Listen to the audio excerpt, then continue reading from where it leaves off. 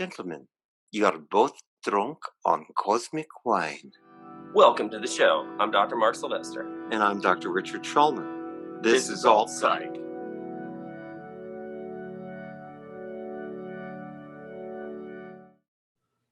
Thanks for joining us again, everyone. This week marks the first part in the Non-Ordinary Mind series, and I am excited. Well, you should be, because you're not an ordinary guy. Why would you want to There's talk about nothing ordinary about us and or this channel. Right. To kick it off, we're going to do NDEs, OBEs, and SDEs, which is a perfect topic to kick this off. I'm super excited. I've loved jibber jabbering about this stuff my whole life. So we're going to go through what an NDE is and stands for, what an OBE is and stands for, and what an SDE is and stands for, and kind of compare and contrast various assets of them. So is OBE like from Star Wars, like Obi-Wan? Yeah, Obi-Wan has had an out-of-body experience. I'm sure he has. I can't back that up, but we'll have Austin, can we fact check that? We'll get Austin to fact check. Get her to fact check it. You know, I think that we want to bring some things to people that are exciting and different and fun. And this is the kind of stuff that's a lot of fun to think about. It just sort of opens your mind into another, literally another dimension. And as you recall from last week, we want to help people get the nuts and bolts and how to change their thinking. You know, like the bumper sticker said, change comes from within, and people are ready for change from 2020. And our thesis last week was, now is the time of potential great awakening. So it rests on our shoulders. It's up for us to convince civilization to start thinking more spiritually, cosmically, existentially, how we're all connected, what's the true nature of our existence and beings. And I believe this is the vehicle that will help take us out, like the chariots of the opposite of the apocalypse, something good chariots on fire. I don't know, but it'll take us out of the hellscape of 2020. Well, I think if we can encourage people to take responsibility for their consciousness, they have to kind of know what the possibilities are. I just noticed I got a new microphone here, Rich. What do you think of this? Is this thing on? Do I look like Larry King? I think it's great, Mark. I think I need some suspenders. It makes you look very professional as a what do you call them, a Vox jock or something? I am, and actually this was donated to us. And I want to give a shout out to let's see, Mommy. Oh geez, that's awkward. Well, must be your mom, because my mom is, you know, that's awkward. Side. Yeah.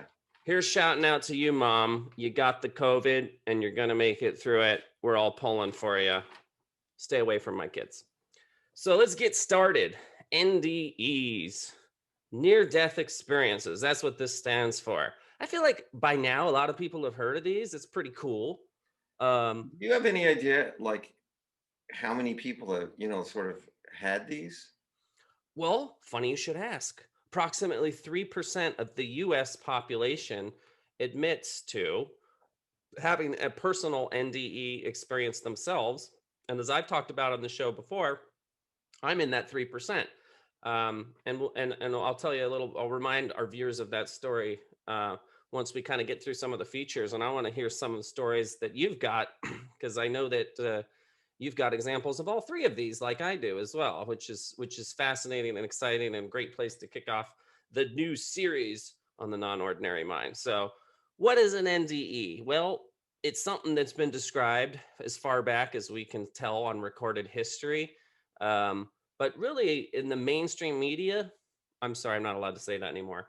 In science, in the actual, I don't say that anymore either. Okay, I can't say that either. All right, well, there was this dead white guy. He was a French military physician. In 1740, it's the first documented kind of objective anecdotal account of a classic, what we now define as a classical near-death experience.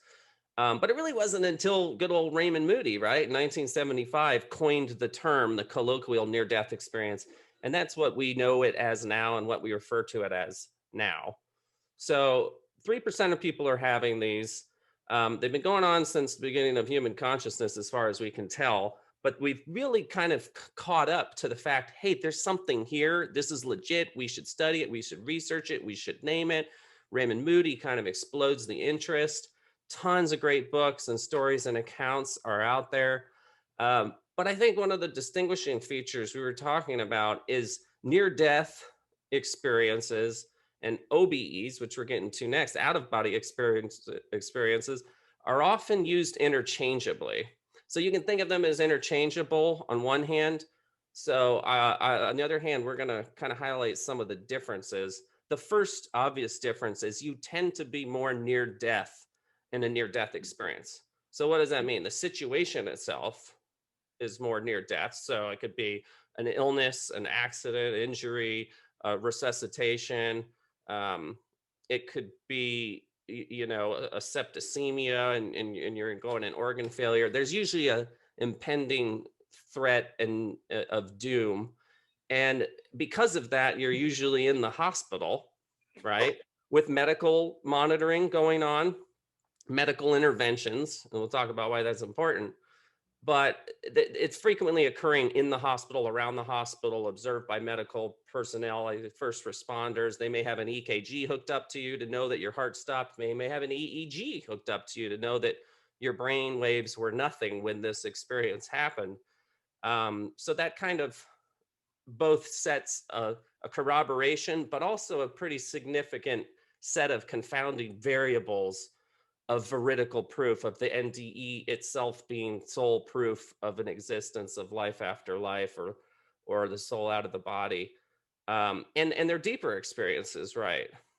As you know, I did a summer fellowship University of Virginia with Dr. Bruce Greyson, and this is he was the guy that actually clinically defined almost on a DSM manner what experiences constitute and count as this is an NDE, this is not.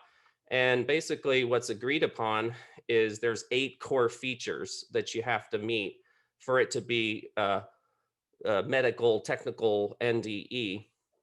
So that implies a depth of experience. And why don't I read some of these familiar core experiences, such as an awareness of being dead or feeling removed from the world.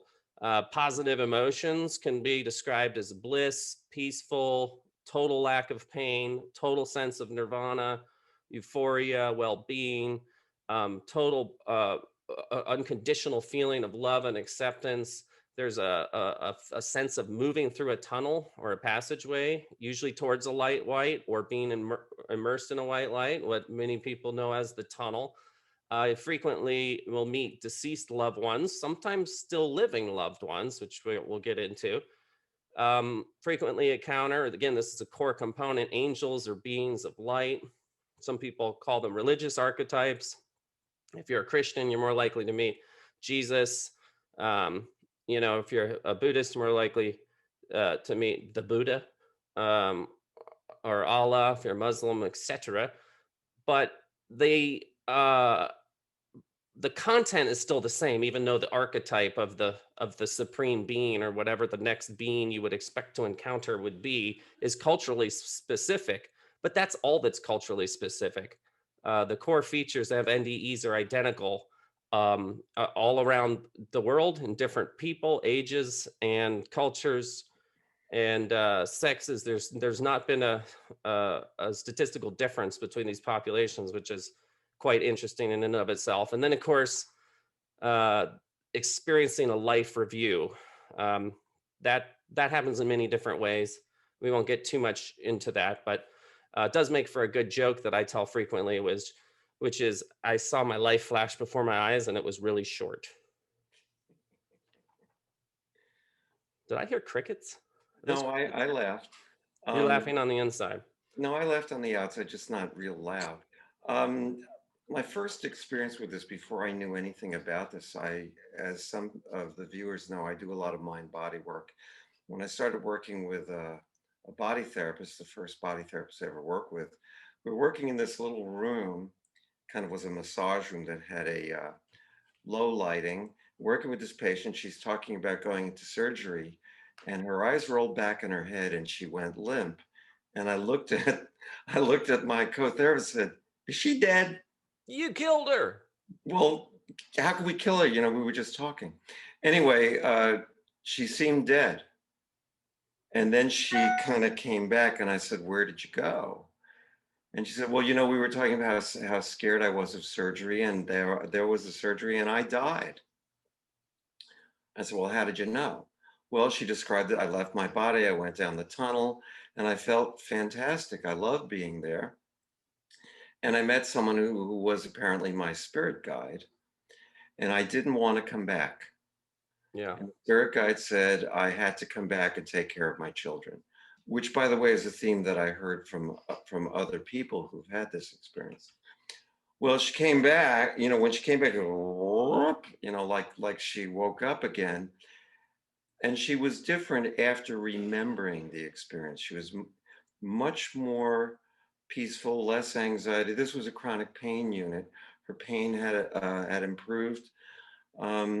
These experiences seem to change people's lives. I know that not exactly in the criteria, but the people that I've talked to have reported it. It's not in the diagnostic criteria, but it's absolutely a prominent part of the NDE, even as compared to others. And I mean, I think you said it best that NDEs, because of the depth of the experience and the potential loss of bodily life, the vehicle or the vessel itself of a theoretical soul in this case, that it is it gets to a point where you're presented with a choice.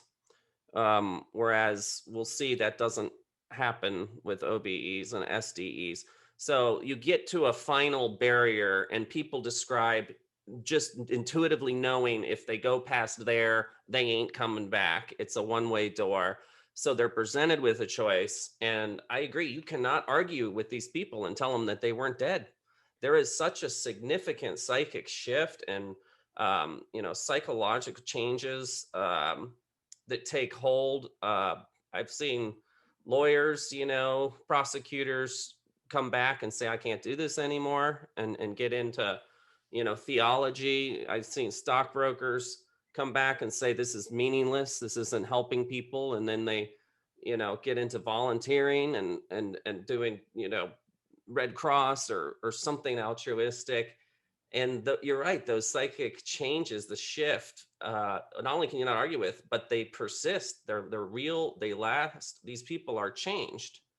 Well, the other phenomenon that I've experienced with patients, I've never personally had an NDE, although I've had OBEs, is that some of them are mad because they didn't want to come back, and they were sort of either convinced or told they had to, or some version of that. Mm-hmm. They always have a reason, though. There was a guy that I work with. He was quadriplegic, great guy. And I asked him, how did you get so well adjusted to this so quickly? And he said that it was a car wreck, and during a terrible car wreck, and during the car wreck, he had one of these near-death experiences. And he even had the awareness that his body wouldn't work when he came back.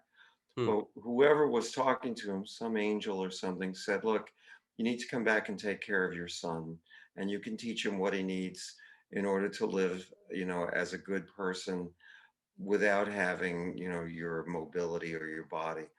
And he said, as I was coming back, I thought about, it was an equitable trade. I wanted to come back and be with my son.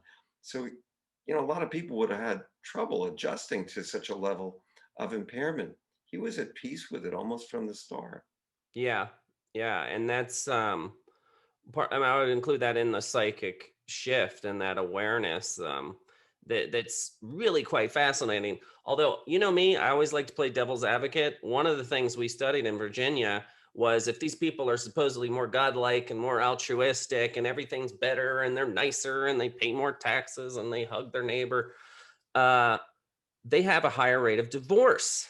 And so I poured through, 3,000 cases of that they have right there at the Department of Perceptual Studies at the University of Virginia. And I found statistical proof that they have like an 8-fold increase in divorce. And I was like, aha, these people are not closer to God because they're getting divorced. So we studied the why, and you'll have to read that article. It was pretty good. I'm just saying.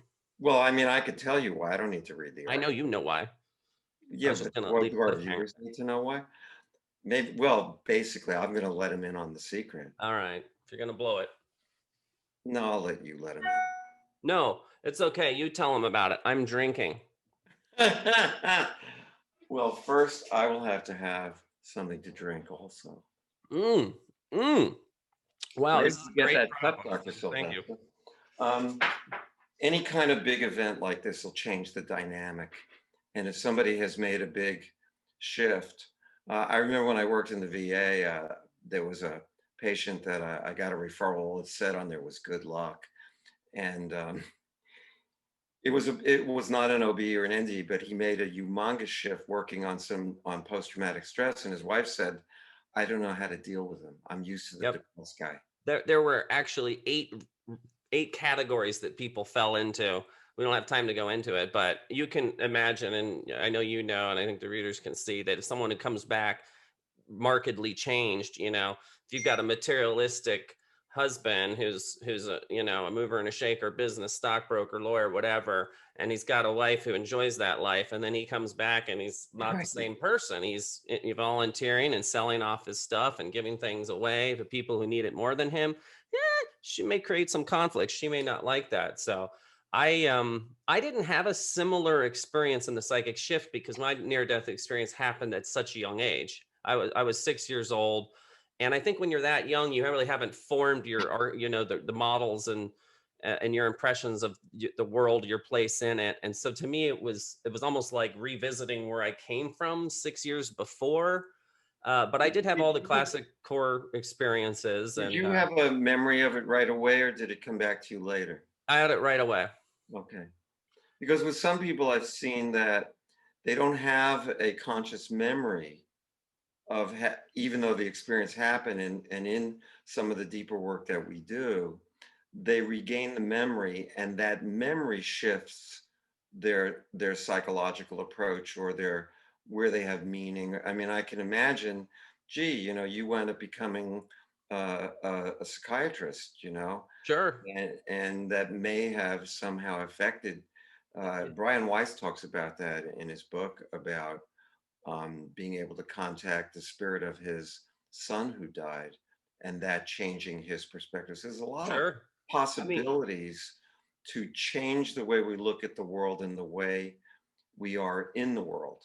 Whether it's real or not, and I believe that it is, we know that what's real is the profound psychological changes and the psychic shift. And so having that experience at such an early age, I think laid the foundation and the foundation and the groundwork of, hey, there might be more than one state of consciousness here, or what is it? What is this life after death possibility? Now it's in my face, and I was forced to grapple with it and integrate it. And I think it certainly helped shape, my religious, spiritual beliefs, but mainly my interest in studying consciousness and learning more and reproducing it. And that's we're going to talk about kind of in the next section. The last thing I will say about the NDEs before I move on to the OBEs is that there is clear evidence that the pineal gland around the moment of death releases a very powerful hallucinogenic compound, we'll just call it, called dimethyltryptamine, DMT. And we of course are going to reach out to Rick Strassman. We'd love to have him on the show and kind of the work that he did specifically on DMT in this book, DMT, the Spirit Molecule. Joe Rogan's talked about that on the podcast.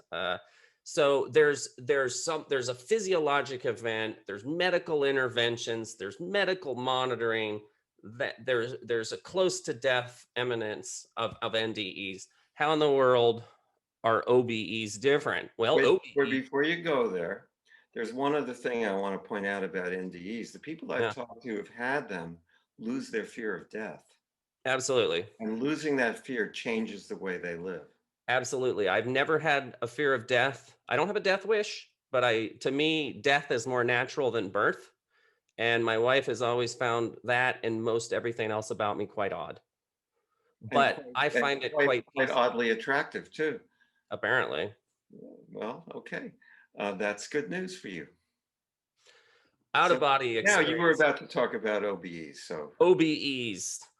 So they're similar in content as an NDE, but not so much in the trigger or the depth. So OBEs have been described as occurring in a variety of states: holotropic breath work, meditation, performing on stage. I've discussed having one myself while playing the violin and performing at the Van Wezel. Um, Hormone release. These are kind of less eminent dangerous triggers. They're, believe it or not, one of the theories is of this being a brain artifact is the um, hypoxia theory.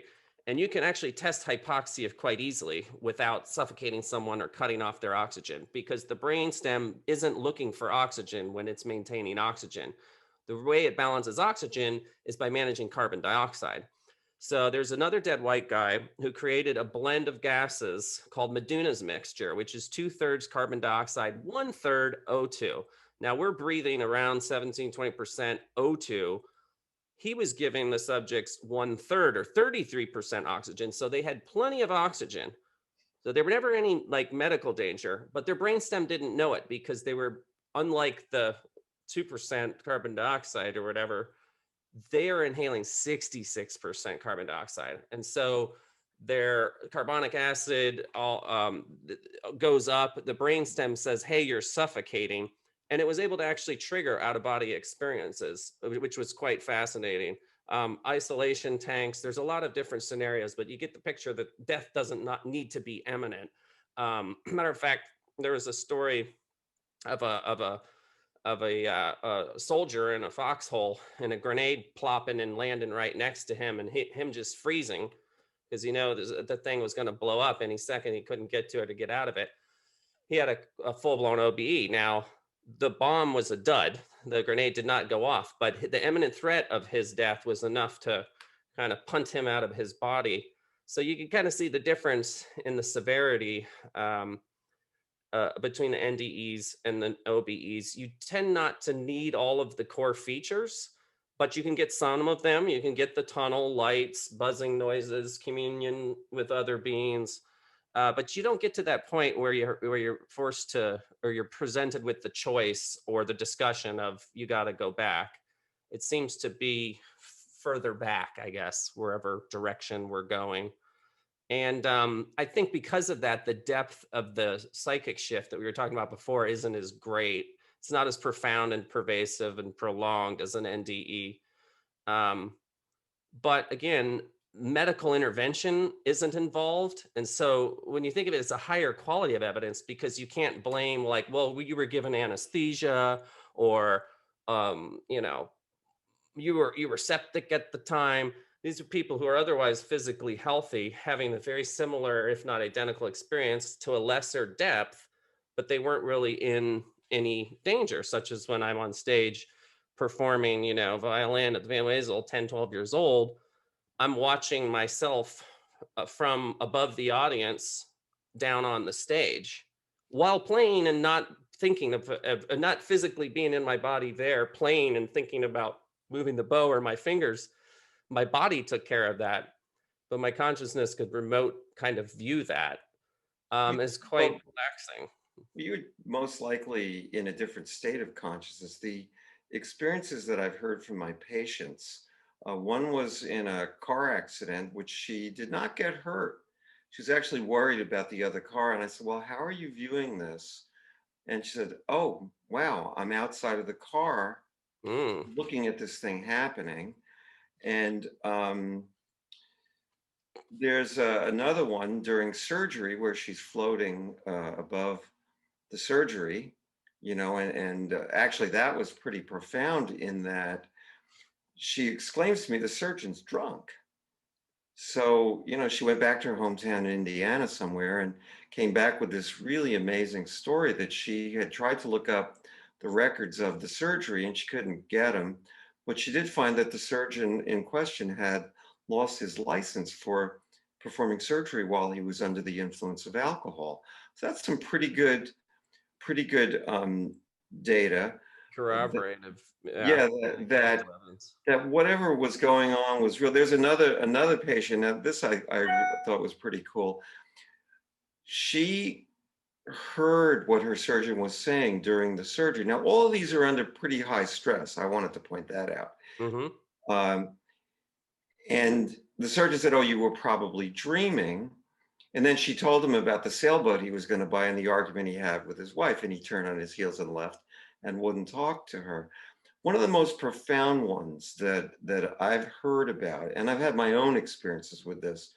This was a young woman whose mother was rather rageful. She's reading a book on the couch, and mother comes up to her and starts screaming, and she was literally scared to death. She found herself outside of her body, floating above. There was like a little stream in the backyard, floating over the stream, and thought she had died. I said, "So you got scared to death, huh?" In each case, there was significant stress. And, who knows what this is? In my own personal case, I was away at college and it was in a dream state. And I came back to the house where I lived and my best friend was asleep in my bed. And I thought this was a dream, what big deal. But when I came home for Christmas break, my brother said, "Hey, your John came over to see us, and we were up half the night playing Risk, and he was too tired to drive home, and he slept in your bed." I said, "By the way, what night was that?" And it was corroborated. He was there, and I saw him somehow. Well, Anything's possible when you get to these realms. yeah, and it certainly gets the hair stand on the back of your neck when someone, there's another anecdotal situation about a woman seeing a shoe outside of the ledge and high in this hospital that couldn't have been seen from the ground or within the room, but she saw it from her disembodied vantage point. There's tons of that. I mean, I put a little more evidence in my own personal experience. That's just human bias and human nature. But I left my body the moment I was pushed out of the tree and I was free falling. And it's almost like a teleportation, where I landed and stood was right behind my mother, who was looking out the window at me playing in the tree. So I witnessed my mother witnessing my body falling. And I heard, I mean, you said, "Do I remember it later?" No, this was the most real experience of my life. It was like an acid trip on acid. It was very hyper real. I can remember it very clearly, indelibly, like it was yesterday, even to this day. And I remember exactly what she said. "Oh my God, I'll call you back."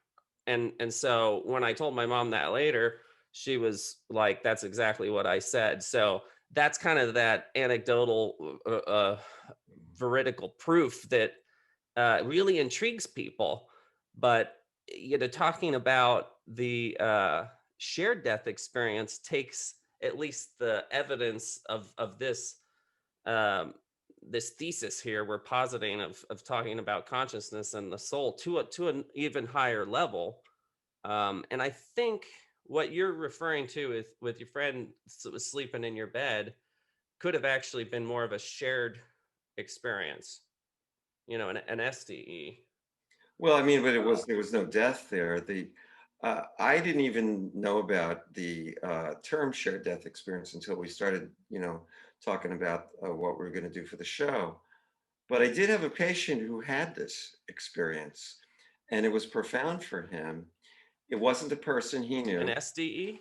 Yeah, and he told me about it. Let me tee it up. So Oh, well, yeah. Why don't you do let that? me I'm tee it up sorry. so that they can Got think it. about Yeah. this while you're telling the story, because the stories illustrate these concepts really well.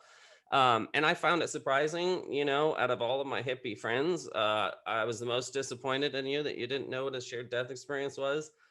but I forgive you. It's not as common in the literature. And if you haven't had one yourself or know someone that's brave enough to talk about it, it's possible that you would never heard of it either. But SDE stands for shared death experience or shared NDE. And it's a very unique thing because onlookers who are attending the near death experience of another person, they interpret it as an empathic co-living experience of passing away. And what I find it the most fascinating is, to me, it casts the most doubt on the debunking theories, like, the terminal, delirium or the hypoxia, all of the theories that can explain one aspect, but not necessarily another aspect of core, get kind of removed here, because now we don't even have medical intervention. We don't have, medical resuscitation. We don't have a near death situation for the observer, the second party here. We don't have drugs or, a situation like an OBE, the triggers of an OBE. We literally have an observer attending alongside someone having a near death experience. Now, why don't doctors and people who lose patients on the table all the time see their souls leave their body or have a shared death experience is a topic which is interesting in and of itself, but I think it has to do with the connection to that person, the setting of the event, um, your role in it, a lot of other things. But casting doubt is harder to do when you've removed those other confounding variables. What's even more interesting about it is it's indistinguishable from NDEs. Because remember how we were talking about OBEs being a shallower or lighter NDE?